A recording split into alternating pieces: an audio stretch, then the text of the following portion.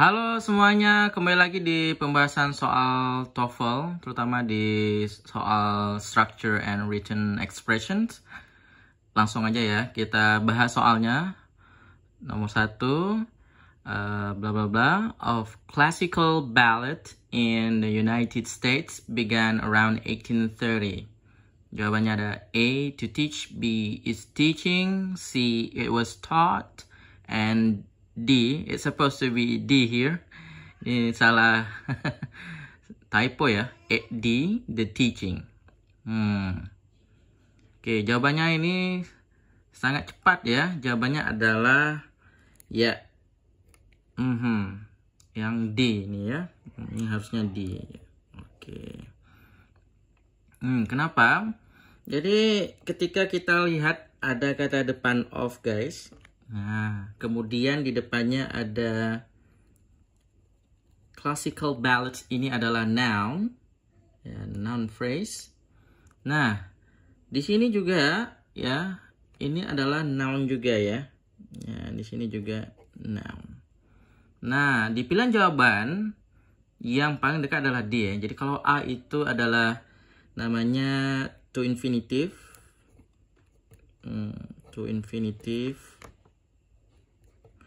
To infinitive ini artinya kata depan to ditambah dengan verb base ya, atau basic verb.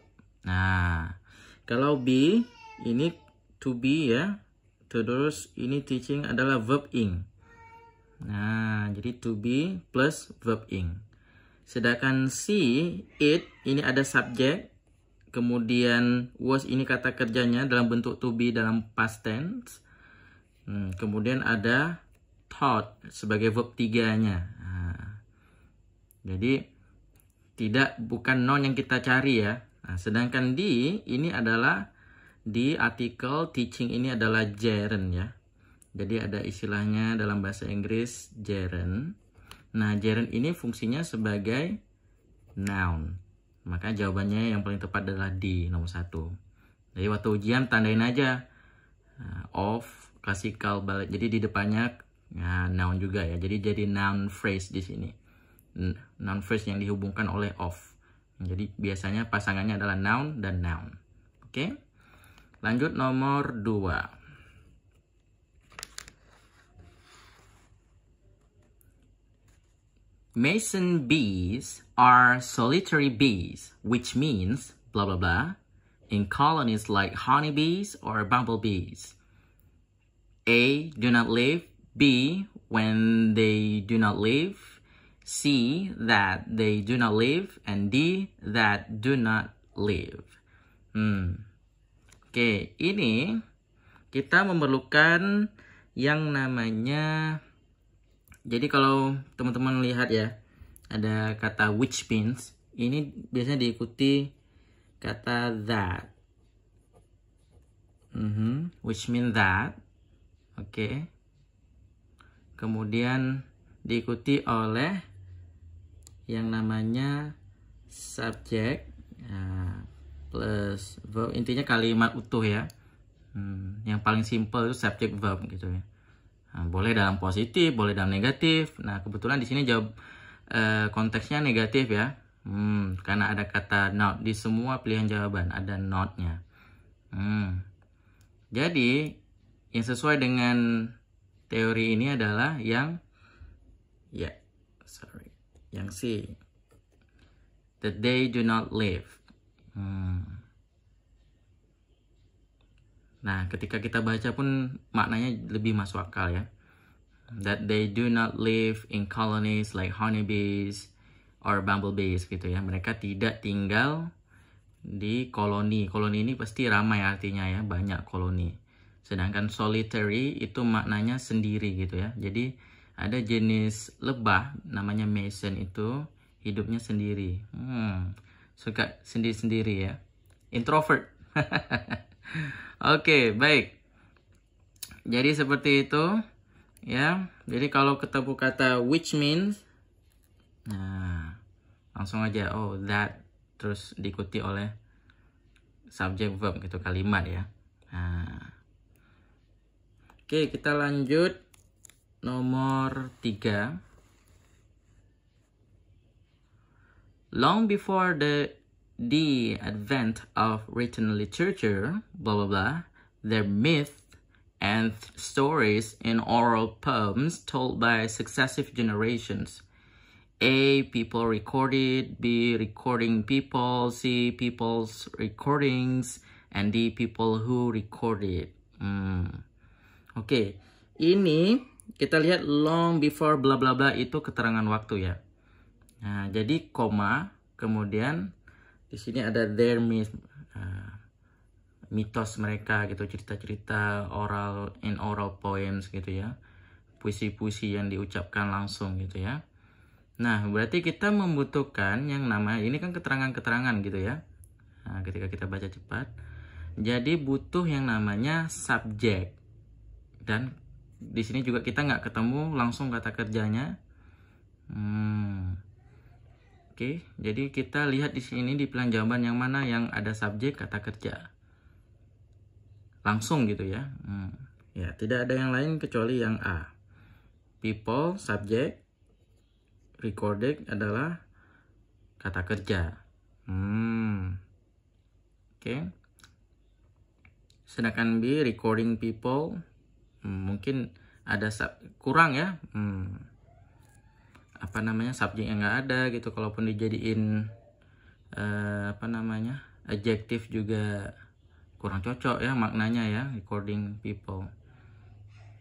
C, people's recording.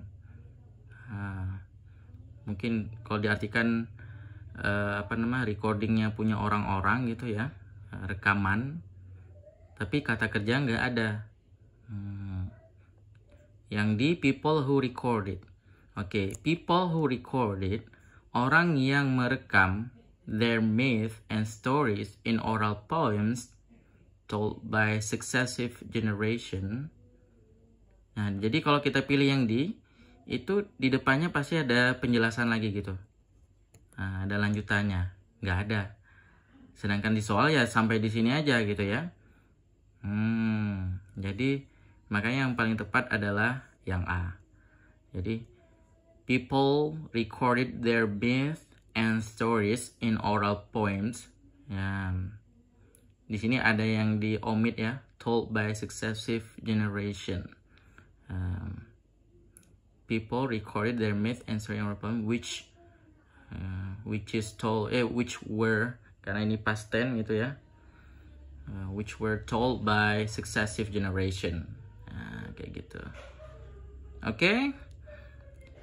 Kita lanjut nomor 4. Yes. Okay, number 4. Comparative anatomy is blah blah blah. Classification of both plants and animals. Jawabannya ada A, the basis for, B, for basics, C, the basis that, and D, the basically. Oke. Nah, di sini subjeknya udah ada ya, yaitu komparatif gitu ya, comparative anatomy. Kemudian kata kerjanya juga udah ada, yaitu to be is. Oke. Nah, kalau kita lihat di sini penggalan dari noun phrase ya, yang dihubungkan dengan of. Nah, jadi both plant and animals. Nah, ini noun phrase ya. Noun. Berarti di sini juga noun. Classification. Jadi untuk menjelaskan classification-nya, nah, kita pilih yang paling tepat di sini adalah yang mana? Ya, jawabannya adalah yang A. Ya, benar sekali. Oke, the basis for classification. Nah, jadi dasar dari klasifikasi untuk tanaman dan hewan gitu ya. The basics for. Kalau is for basic classification ini kurang tepat ya. For basics of both plant and animals. Yang C, the basis that, classification of, jadi ini banyak sekali yang unnecessary. kayak that-nya ini nggak perlu. Ini juga lebih parah lagi, jadi pakai adverb dia. Jadi kita perlu yang bentuk noun juga yang nyambung dengan classification di sini. The basis for classification. Kalau for basic classification kurang tepat ya.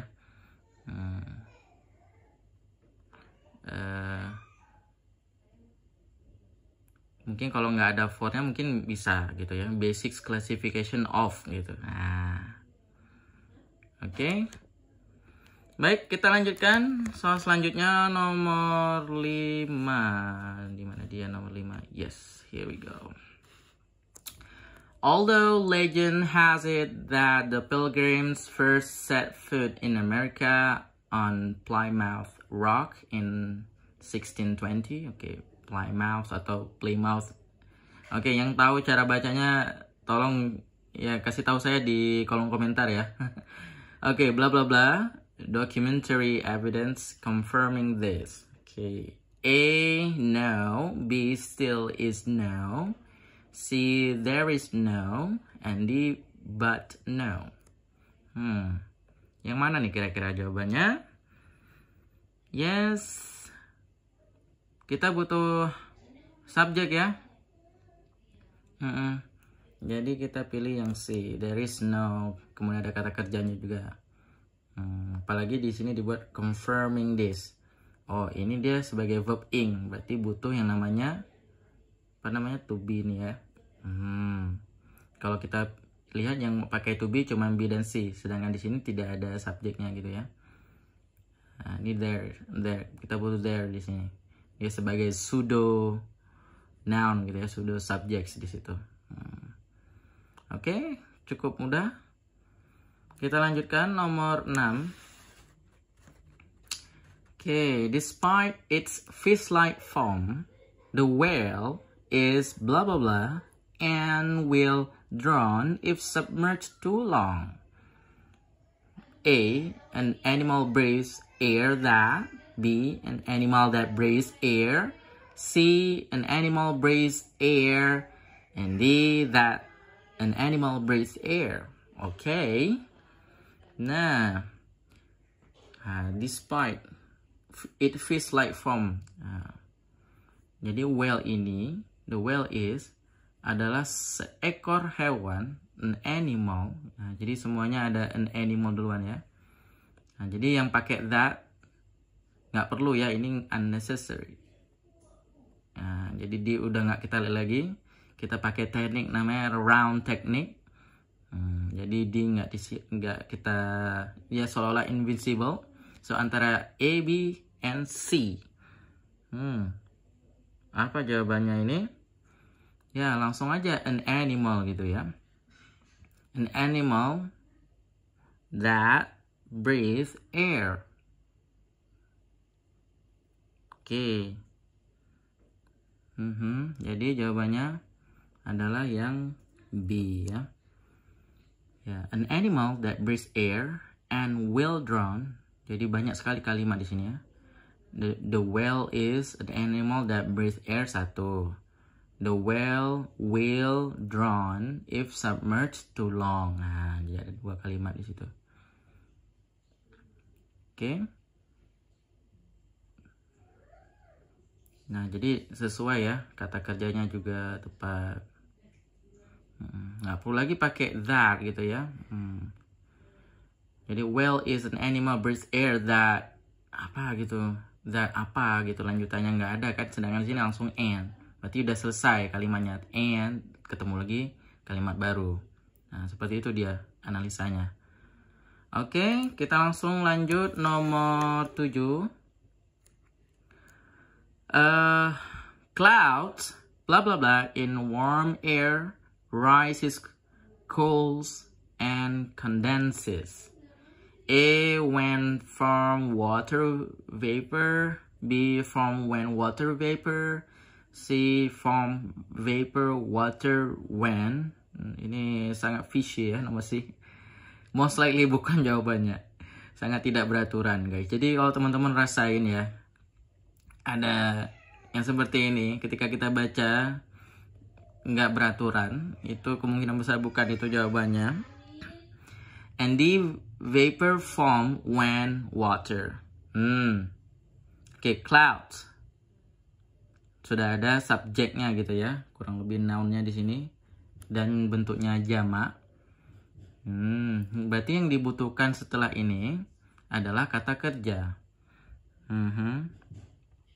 Jadi kata kerja yang bentuknya tunggal. Berarti antara B dan C langsung ya. Jadi yang A dan D kita langsung round technique, invisible, A and D, so B, C. Our eyes locked on these two options, okay? And then form. Nah, ketika water vapor, vapor ini uap air ya kalau nggak salah. Let me know if I'm wrong di kolom komentar lagi-lagi. Oke, jadi clouds membentuk gitu dia. Mungkin kalau dalam bahasa Indonesia terbentuk ya. Tapi di sini fungsinya sebagai kalimat aktif, membentuk ketika water vapor in warm air. Nah, ini lebih masuk akal ya ketika kita pemanah. Kenapa? Bagaimana dengan C? Membentuk vapor water. Awan membentuk uap air ketika di dalam udara hangat. Ini nggak cocok ya. Jadi nggak beraturan ya. Tadi yang saya sebutkan ya. Oke, jadi jawabannya yang paling tepat adalah B ya. Langsung cepat sekali kita bisa dapat jawabannya. Jadi teman-teman waktu ujian clouds, oke, langsung mindset kita subjeknya mana? Kata kerjanya mana gitu. Oh, form gitu ya. Langsung kata kerjanya karena subjek, verb gitu. Kemudian lanjutannya apa? When, apakah yang ini gitu ya, antara B, C. Oh, ini sangat tidak beraturan. Jadi cepat sekali, langsung B. Nggak usah lihat lagi C. Nah, itu cara cepatnya gitu ya. When water vapor, lebih masuk akal. Apalagi ketika kita pastikan gitu ya. Oh, water vapor ini kan subjek yang tunggal ya, bukan vapors. Makanya kata kerja yang diikuti adalah juga yang tunggal gitu ya. Pakai S atau IS. Nah, gitu. Kalau in warm air ini kan keterangannya di dalam. Nah, jadi subjeknya adalah yang utama adalah water vapor. Oke, kita lanjut. Saya rasa soal terakhir untuk pembahasan kali ini. So, there's a city, I think in US, called Portland. Bla bla bla. Jadi ada koma, bla bla bla, koma. Ini ciri khas yang namanya appositive gitu ya. Ada nama teori dalam bahasa Inggris, appositive. Oke, saya lupa nih, P-nya double atau enggak, nanti cek lagi ya sama-sama kita. Portland, nanti ada teori namanya appositive. Appositive ini dia terdiri dari intinya noun ya, biasanya noun. Apakah noun tunggal satu kata atau noun phrase terdiri lebih dari satu kata atau mungkin noun clause ya. Oke, jadi harus noun di sini. Kemudian dilanjutkan is located primarily on two hilly peninsulas overlooking Casco Bay and its many islands. Nah, tinggal langsung aja kita waktu ujian itu lihat yang mana yang noun gitu ya. Which means largest city. Oke. Bukan ya. Ada which di sini nggak diperlukan. B means largest city where. Ini juga unnecessary gitu ya. Unnecessary. Wah, saya kok udah belibet nih ya. C is means largest city. Ada kata kerjanya. So, bukan kata benda. And D means largest city. Nah, ini ya. Ini adalah noun phrase. Ini karena ada kata kerja bukan noun. Ini ada kata sambung where. Ya, jadi klausa dia gitu. Ini juga jadi klausa. Bahkan ini nggak ada kata. Seharusnya ada kata kerja kalau kita mau buat kata klausa gitu ya. Hanya butuh noun gitu ya. non phrase. Ini kebetulan non phrase gitu ya. NP saya buat kayaknya jawabannya adalah D. Oke, jadi analisanya waktu ujian, kalau ketemu ada misalnya subjek gitu ya, nama orang, nama tempat, dan lain sebagainya, kemudian ada koma, terus ada koma lagi. Nah, ini di sini biasanya noun, namanya positif.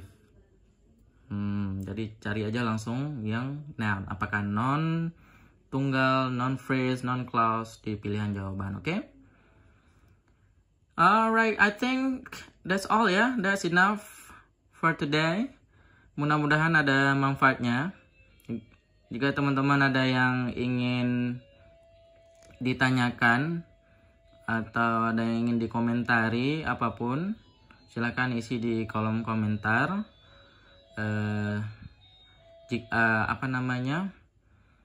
Kita di sini belajar bersama ya, jadi semua bebas berkomentar, bertanya, dan lain sebagainya.